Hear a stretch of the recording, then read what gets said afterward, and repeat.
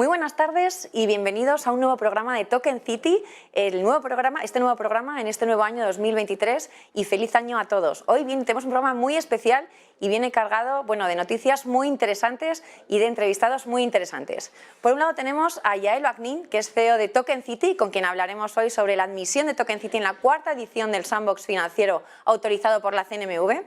Por otra parte también tendremos a Javier de Coca Benjumea, Head of Global Ecosystem de Token City, quien entrevistará a Joel Suering, y lo voy a leer porque tiene un cargo muy extenso. Es economista principal de la unidad responsable de la transformación digital de la industria dentro de la Dirección General de la Comisión Europea, que supervisa el mercado interior, la industria, el emprendimiento y las pymes, comúnmente conocida como la DG Grow.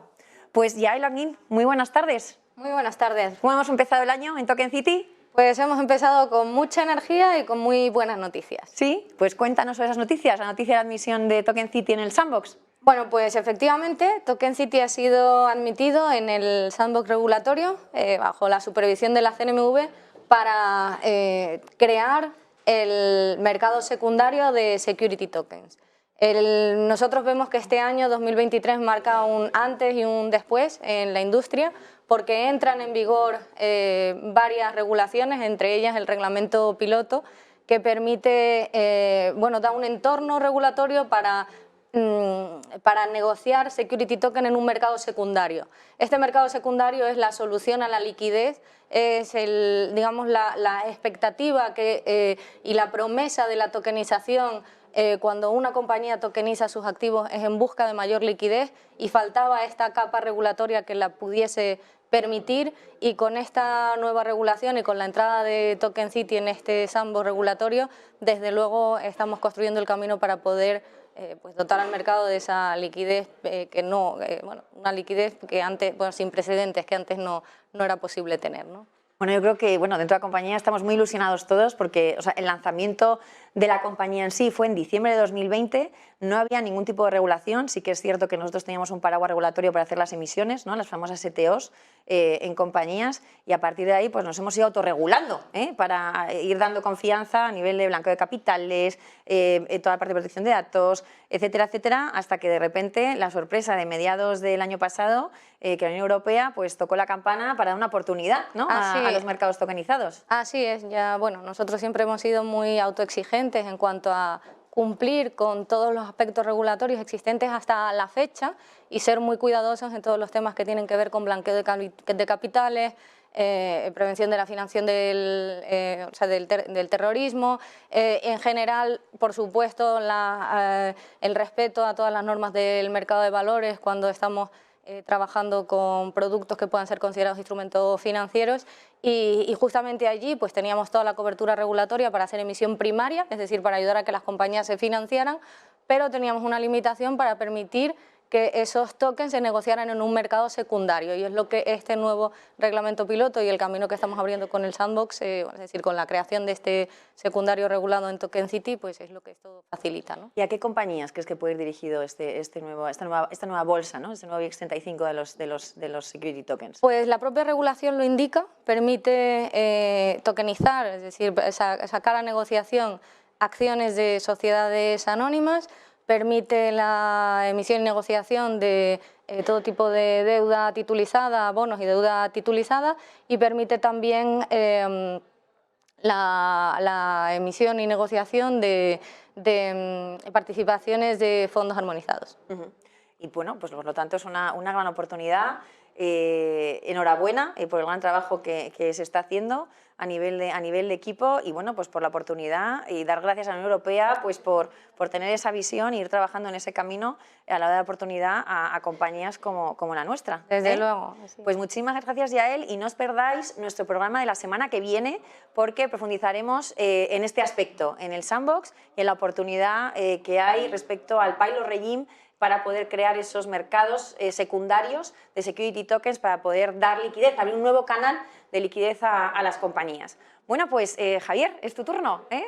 Hoy tenemos a Javier de Coca Benjumea, que es Head of Global Ecosystem de Token City, quien, bueno, pues hoy nos trae un invitado muy especial, justo pues de la Unión Europea. Me encanta el programa de hoy porque gracias al trabajo y la visión que está haciendo la Unión Europea respecto al tema de la economía tokenizada, pues da oportunidades a compañías como a Token City para poder ir abriendo un nuevo camino, ser pioneros en la innovación a nivel legal, jurídico y tecnológico.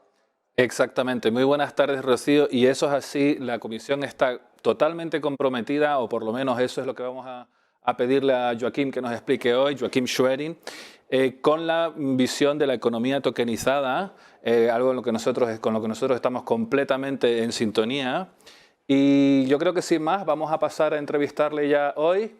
Joaquim, very welcome to the Token City space. How are you doing? Very fine, Javier. Buenas tardes, and thank you very much for having me on the show here from Brussels. It's our pleasure. Yeah, thank you for coming on. I thought it might be a good idea if you started by telling us a little bit about you, about what you're working on at the moment, and how did you get there? That is a long journey, Javier. I've been working in the Commission now for 21 years, always in the part of the European Commission that basically deals with the real economy, so businesses, enterprises of all sizes. And I started with industrial policy and competition policy. Then I entered into the area of access to finance, especially for small and medium-sized enterprises. I lived through the financial crisis of 2007, 2008, realizing that we have 25 million small and medium-sized enterprises in Europe that depend to a very large extent on the banking sector, much more than in other parts of the world. So with all the problems in the centralized systems, we started to look for alternatives and then took a long journey from alternative finance, crowdfunding to fintech, blockchain, crypto.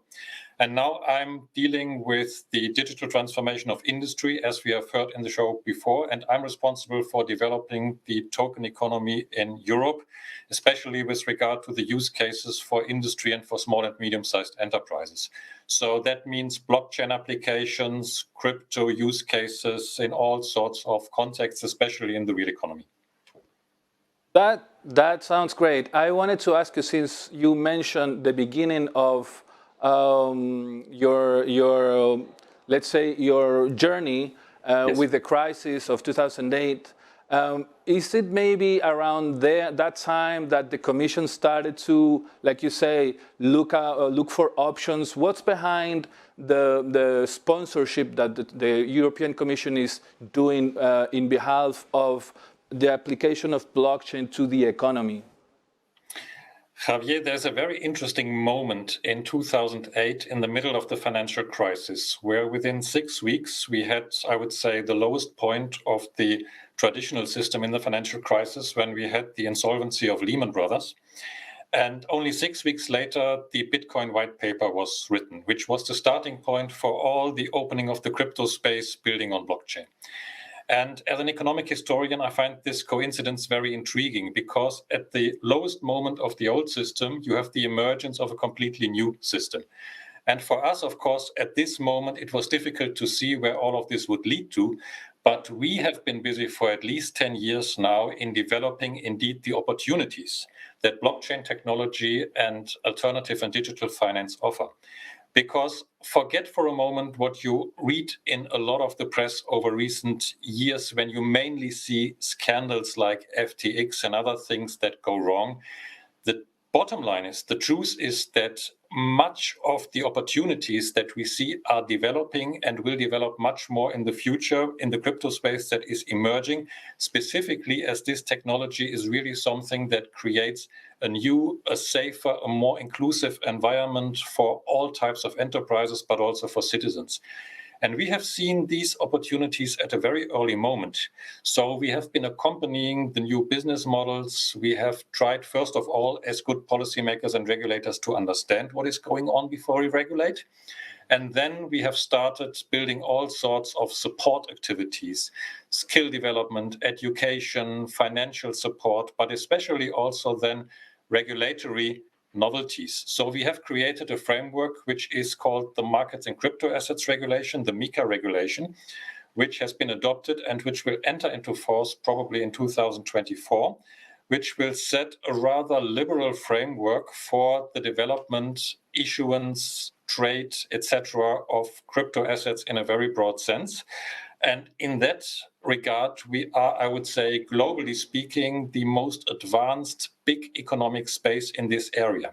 Spain, of course, Javier, has a very large number of innovative startups, which are especially suited for this type of new finance, but also for the opportunities that blockchain can offer in a broader space. And therefore, I think that especially also for companies in Spain, but generally in Europe, this is a very interesting development.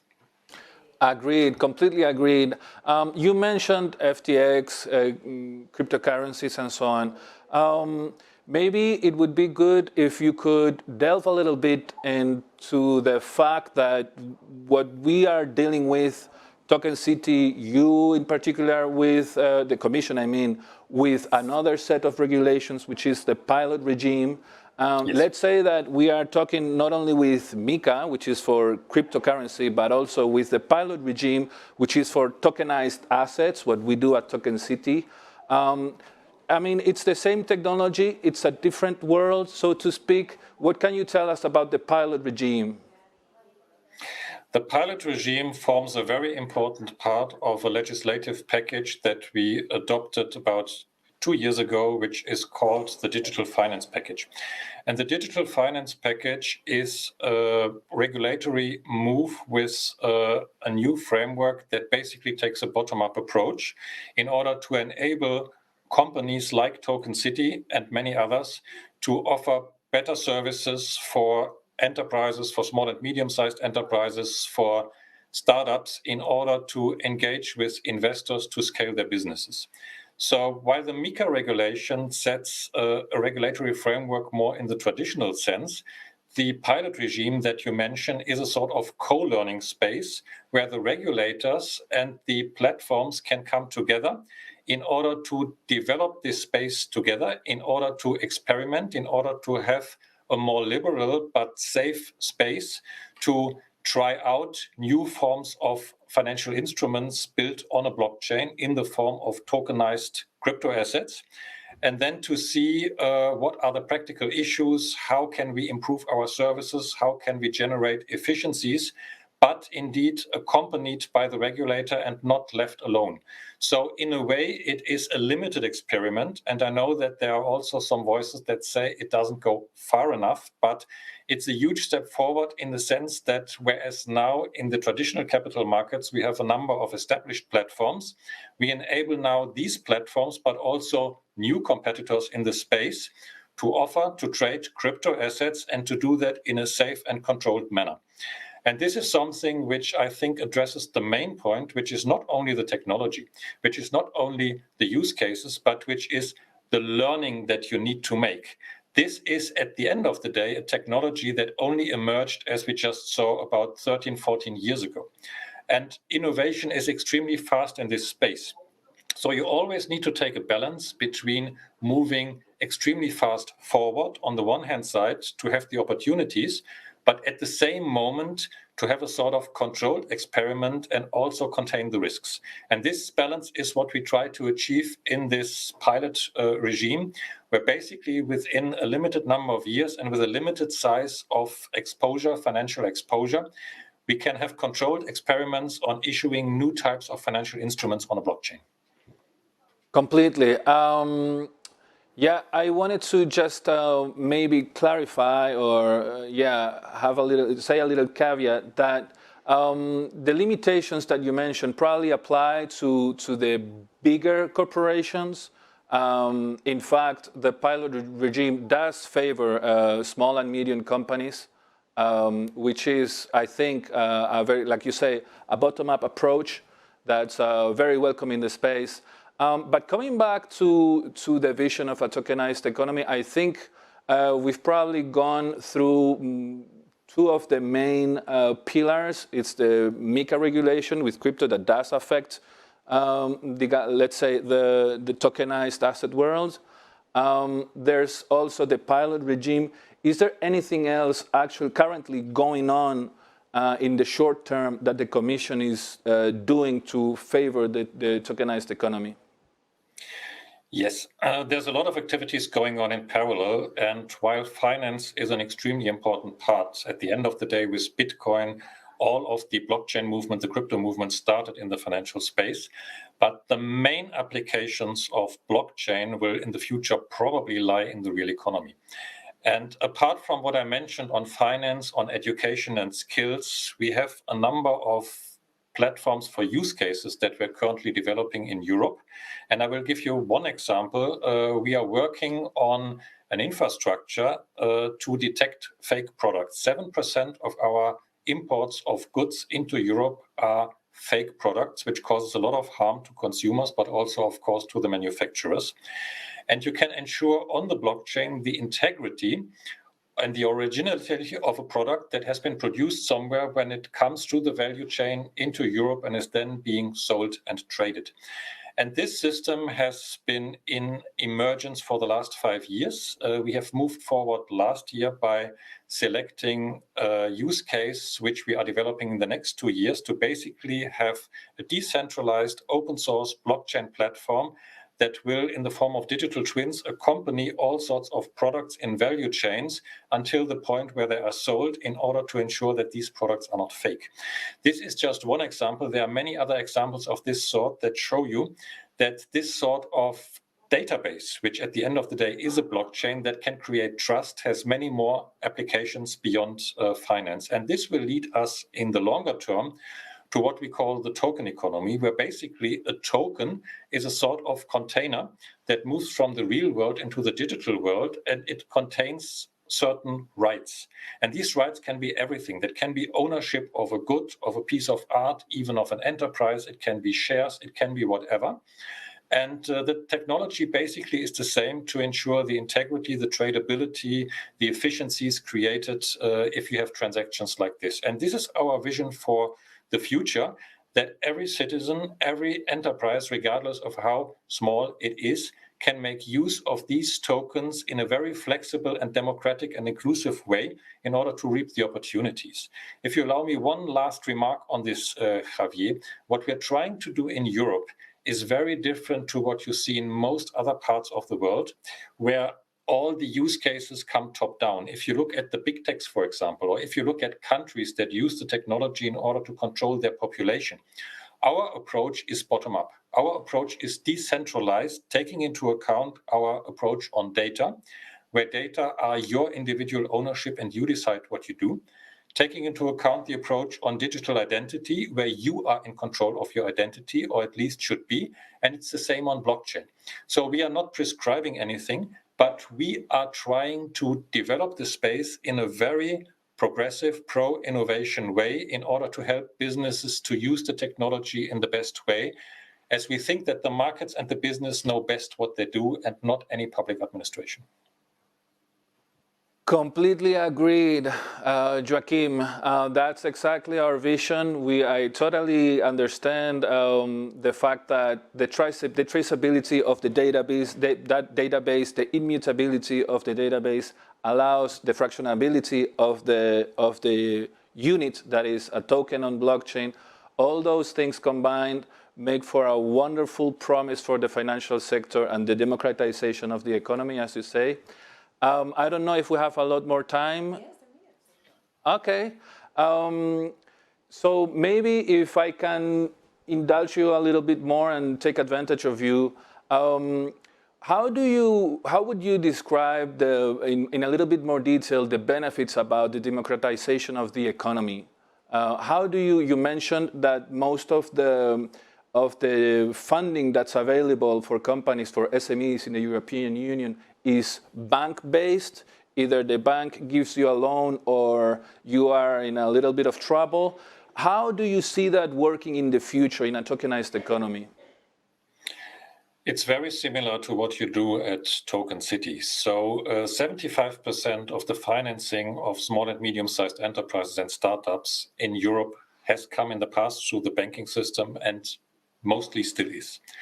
And we need to work on the opportunity for those companies to directly engage with investors. So the basic idea of the technology and the applications is to reduce the role of intermediaries that cost time and money, and to get the entrepreneurs, get the companies directly in contact with the investors. That not only provides better access to finance, but it also provides new ideas, it provides a better discussion culture, it provides better access to markets. And this is an inclusive, a local, a very democratic approach for small companies through digitalization to enter larger markets at a very limited costs. This is what the big benefit of the blockchain technology is. So what we're talking about here is not only finance, it's not only the short-term economic merit, but it's a different form of society. And it's not a coincidence that especially in Spain, in a country where you have this so much entrepreneurial spirit also in the younger generation, is one of the most advanced countries actually in Europe, moving towards the token economy. You have it in a number of regions in Spain, you have it in Portugal, you have it in a number of other areas, and this is very much enabled by, I think, your legislation. The sandbox that was mentioned at the beginning of the show was a very good example to show how that can be used, but also companies in the space like Token City that help enterprises in making the best choices regarding their financial needs. And this is, I would say, the vision of the token economy that we share, which is pure democratization of financial markets. Completely. We share the vision. We envision a world where companies of no matter what size, no matter how much previous funding have available resources thanks to tokenization, thanks to good regulation. And I don't know if we still have some more time? Yes. Okay. Regarding the advantages of blockchain, staying on that, there's one aspect of it that I think we will touch on with extensively in time, which is the fact that we can fraction an asset in a way that we cannot do today. How do you imagine a world, if I may for a minute, there's some hypothesis that in the future, for example, when we have real, how do you say, virtual worlds, right, mixed with artificial intelligence, and imagining a layer of blockchain below where transactions can be made, the possibilities seem endless. That would be like the vision of the end game. But right now, today, we have some things that are, in comparison, very small, but also very revolutionary, like the fact that, oh, I can now own a fraction of a house or a building, right? Is there anything in that sense that you can see taking place today, things that maybe the European Commission or some other institution in your opinion is trying to sponsor, or some activity that you see in that front using that? I know that there's some efforts to try to tokenize public equities, although maybe out of the scope, yeah. There's a lot of activities going on. I give you two examples very shortly with a view to the time.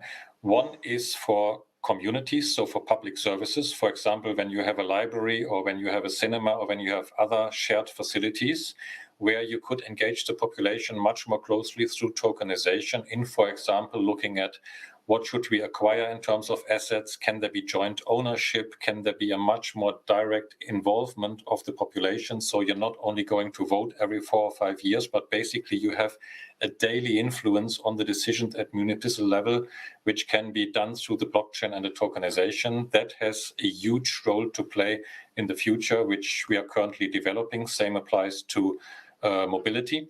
The second example is, I would say, on non-fungible tokens, which have been discussed more or less in a financial context, but which have a lot of use cases also in the real economy. Think of arts. You have a piece of art, you watch a painting. this painting can now get an additional layer in this virtual world that you mentioned. So you can include, for example, the experience that you have on that piece of art. You can add information in a virtual world on that piece of art while you watch it. You can listen to specific music related to that. The opportunities of that are endless. The bottom line is, however, that it needs to be decentralized. It needs to be in the control of the individuals and not in the control of a central entity.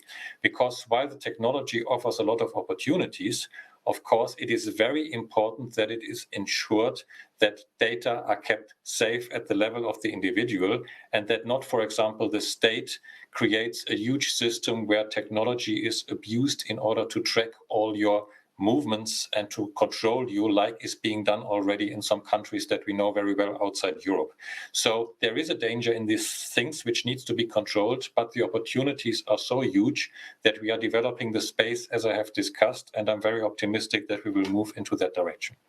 I have to say, Joachim, thanks to the European Union, we have a lot of regulations that protect the European citizenship in many domains. I don't know, communications, nutrition and foods, and so on. I'm very confident that the same will be with blockchain technology. We will be protected to be able to reap the full benefit without having to fear, you know, some kind of dystopian states.